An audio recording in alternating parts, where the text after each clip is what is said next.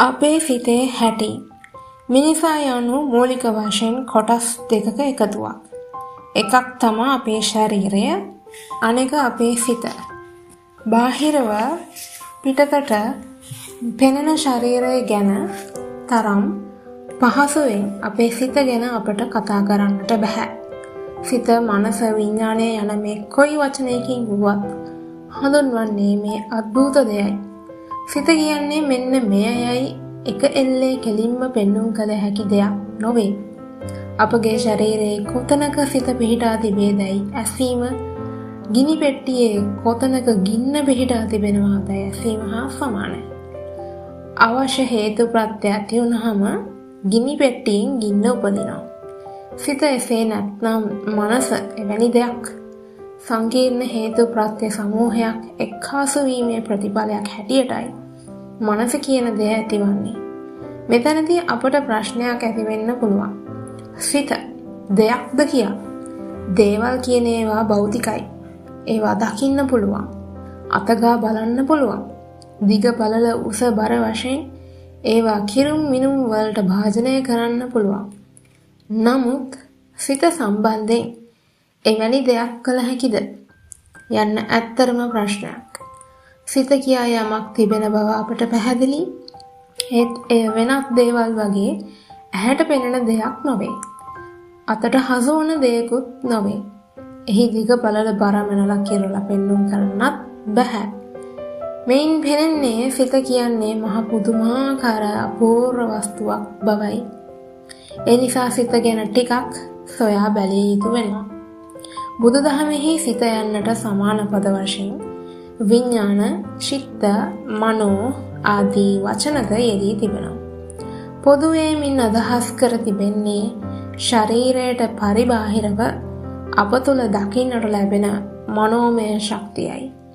මේ ශක්තිය කවර අයුරකින්වත් බාහිර වෙනත් දෙයක් උදාහරණ වශයෙන් දක්වලා පැහැදිලි කරන්න බෑ. ඒ වගේම එය විද්‍යාත්මක උපකරණ මගින් හසු කරගන්නට හැකි දෙයක්ද නොවේ.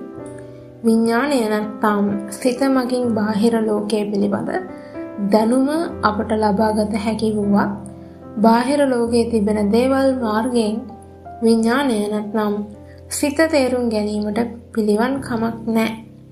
එම නිසා සිත ගැන නියමාකාරයෙන් තේරුම් ගන්නට විද්‍යාවෙන් අපට පිහිටක් ලබා ගැනීමට හැකියාවක් නැහැ. ඊට හේතුව විද්‍යාව ප්‍රධාන කොටම භෞතික දේවල් පිළිබඳව විමසීමට, සෙවුම් බැලුම් කිරීමට යොමු වූ දෙයක් මිස සත්වයා සම්බන්ධ ආධ්‍යාත්මික ගුණාංගයක් විමසා බැලීමට යොමු වුණු දෙයක් නොවීමයි. අපගේ සිතෙහි හැටි ස්වභාවය තේරුම් ගැනීමට හැකිවන්නේ බුදුරජාණන් වහන්සේ පිළිබඳව කර ඇති විග්‍රහයන් සිතේ තබාගෙන තමා තුළටම තම සිත තුළටම එබී බැලීමෙනුයි. බුදුරජාණන් වහන්සේ පැහැදිලිව වදාළ දෙයක් තමයි ප්‍රත්‍යයන්ගෙන් තොරව විඥානයක ඉපදීමක් නැතයි කියන කාරණය. අඤ්ඤත්‍ර පච්චයා නත්ති විඥානස්ස සම්භවෝ මජ්ක්‍ධිම නිකාය 1 මහා තණ්හා සංකය සූත්‍රය. විඥානය හෙවත් අපගේ සිත අන් සියලු දේ වගේම යම් යම් හේතුන් නිසා ඇතිවන බවත්, එම හේතුන් බිඳී විසිරී යන විට විඥානයද නැති වී යන බවත් මේ අනුව අපට තේරුම් ගන්න පුළුවන්. අපගේ සිත එකම තැනක නොපවතින බවත්, මොහොතින් මොහොත වෙනස් වීම වලට භාජනය වෙමින් පවතින බවත් බුදුරජාණන් වහන්සේ කීප තැනකම පෙන්වා දී තිබෙනවා. ඉන් එක් තැනක් තමයි සංයුක්ත නිකායේ අසුන වන්තු සූත්‍රය. බුදුරජාණන් වහන්සේ වැඩ සිටි කාලයේ සිට හින්දු බමුණන් තුළ පැවති විශ්වාසයක් තමයි පුද්ගලයා තුළ ආත්මය කියලා වෙනස් නොවන, නොමැරෙන යම් කිසි නොපෙනෙන බලවේගයක් ඇත යන්න. සමහරුන් මේ බලවේගය ශරීරය හැටියට ගත්තා. ඒ අතර ඇතමුන් සිත හැටියට සැලකුවා.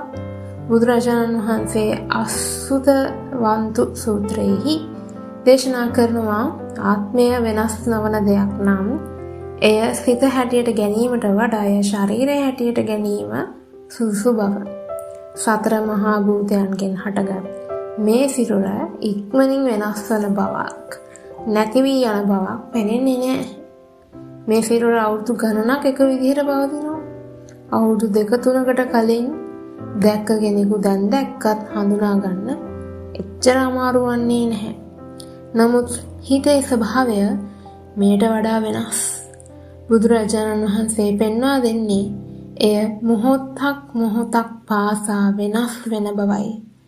මොහොතකින් ඇති වී මොහොතකින් නැති වී යන බවයි.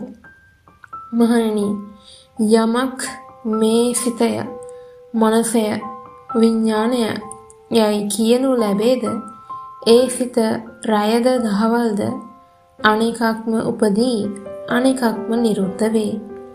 මහණෙනි, වඳුරෙක් වනයේහි හැසිරෙන